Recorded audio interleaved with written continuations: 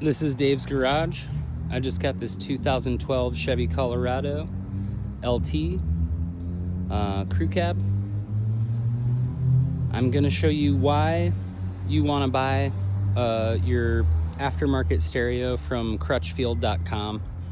It comes with a ready harness that you don't have to splice any wires. It plugs right into your factory harness, and it also maintains your door chime, which is kind of important because if you leave your keys in the car, or say leave your lights on, you want your car to notify you.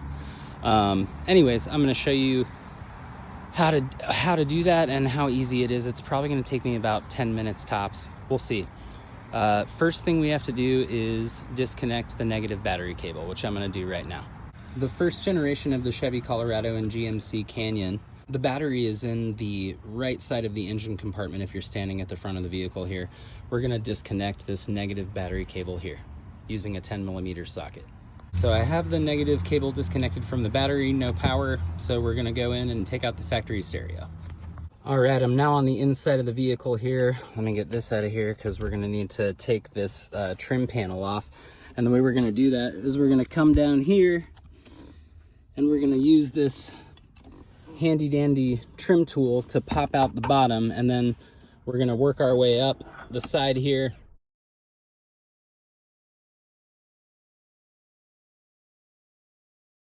And once we get to the top, you have to be careful because you've got your emergency brake light, and then you've got a little electrical connector that connects to your four-wheel drive if you have it, or if you don't, it just connects right there for passenger airbag information and all that good stuff. So I'm gonna go ahead and take this trim panel off. Okay, so I've got my trim panel piece off. When you disconnect these electrical connectors, you kind of have to get up kind of real close in there because you don't want to yank on them too hard, and you want to leave yourself, basically you just don't want to put too much pressure on them and risk accidentally pulling something. But this one sort of connects in the middle here. Here, I'll flip it over so you can see. This one connects in the middle. There's a little thing you have to push on to get it to come off. Oh, here it is. Right there, you just kind of push on that and it'll pop off. This one, as you can see, it kind of snaps in. There's a little thing you pull up right here. That's how you get that one to come off. And then this one, same thing. There's a little tab you pull up and that'll release your connector. Okay, now 3 7mm bolts. That's what holds the factory stereo in there. We're gonna go ahead and remove those bolts and then disconnect the factory stereo. All right, I've got my 3 screws loose. They're sitting right here. I'm gonna go ahead and very carefully pull the factory stereo out and then disconnect it from the factory harness that comes from the computer. Factory stereo removed. All right, so what we have in here, we've got these two guys, and then we've got this guy, which is where our main plug is gonna go. I'm gonna show you my Sony receiver that I have here in a sec and where all this fits in. But these are what plug into the back of your factory stereo. This is your antenna. This, I don't really, to be honest with you, understand the difference between these two. I might not even need to use this one, we'll see. But yeah, this is the stereo that I had bought about 3 months ago. Actually, hold on. Shit, it's already almost May. Okay, so I bought it maybe like 6 months ago. And yeah, I got it from crutchfield.com. The reason I got it from them is because they give you the option to buy this ready harness. This is gonna plug right into that factory connection there. And actually, yeah, I don't think I need to plug this one in to anything. So, and that's all you have to do. Also, this is a little speaker that's gonna sit inside of there, and it's gonna play my factory door chimes when I leave the keys in and if I leave the lights on. So super handy. I don't have to splice any wires. This should just be a straight plug and play. I'm hoping that that's how it goes because this was for a 2006 GMC Canyon. We'll see if it's gonna fit in here. Or actually it was for an 07 Colorado, so it should fit. We'll see. Wish me luck and then I'll get back to you. Okay, everything plugged in the way I thought it would. Got the antenna plugged in. Like I was saying in the last video, I didn't end up needing the black connector that came from the factory harness. I'm holding it in place right now because I haven't put the screws back in, but you can see there's these little plastic nubs that stick out that kind of hold it in place.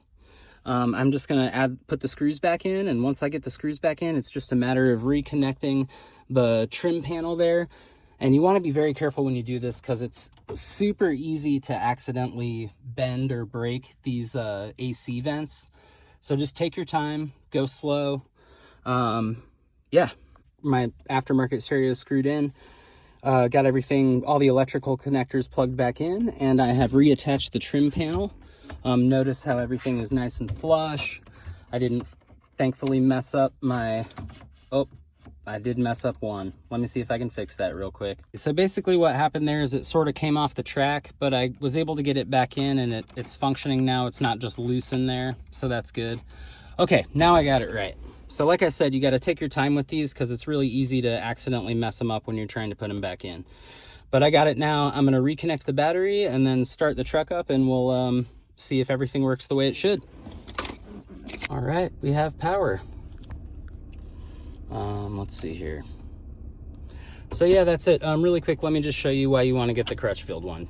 Obviously, I didn't have to splice any wires. It was just a plug and play. All you need really is, you know, a socket set with a 10mm bolt and a 7mm bolt, and you can do it. No electrician skills required. They make it so easy for you. Here's what's really cool about it. So I open the door, I have the lights on. You can hear it chiming at me. It's also letting me know that I still have the keys in the truck. When I take the keys out, it stops chiming. That also, so clutch. All right, y'all, I sort of ran out of time yesterday to finish making this video. And there was a few more features I wanted to mention about this Sony MEX-N5300BT little stereo receiver here that I got. First off, I wanted to mention that it is a single DIN unit, but Crutchfield also includes this kit that comes with this little storage, which is actually, you know, some people prefer the double DIN. A lot of people like to put touch screens, you know, double DIN receivers in here, but I'm old school, and I just kind of like this style with a little storage compartment here. But anyways, Crutchfield, you know, they include this when you buy the receiver. One of my favorite things about this Sony is that you can actually customize the display. If you go in here and scroll over to your general settings, you can, let's see, actually, hold on here, let's see. I think it's actually, yeah, it's under display here. You can set the display color, you can set the dimmer, the brightness, and you can change the button color, and you can change the display color as well. So I like the orange button or the amber buttons with the cyan display. You can connect your phone via Bluetooth. Yeah, it's a really cool receiver. I would highly recommend it. Once again, crutchfield.com, the Ready harness makes it totally, it was like, I think it was $28 for that Ready harness, and it saves you so much time and energy. Like, I could, if I wanted to right now, it would take me maybe another 10 minutes to just take the stereo right back out again and put the factory one back in. Really not that hard. If the first time you do it, you definitely want to go slow. Don't be overconfident, because taking those electrical connectors apart can be, or, you know, getting those disconnected can be a little bit tricky.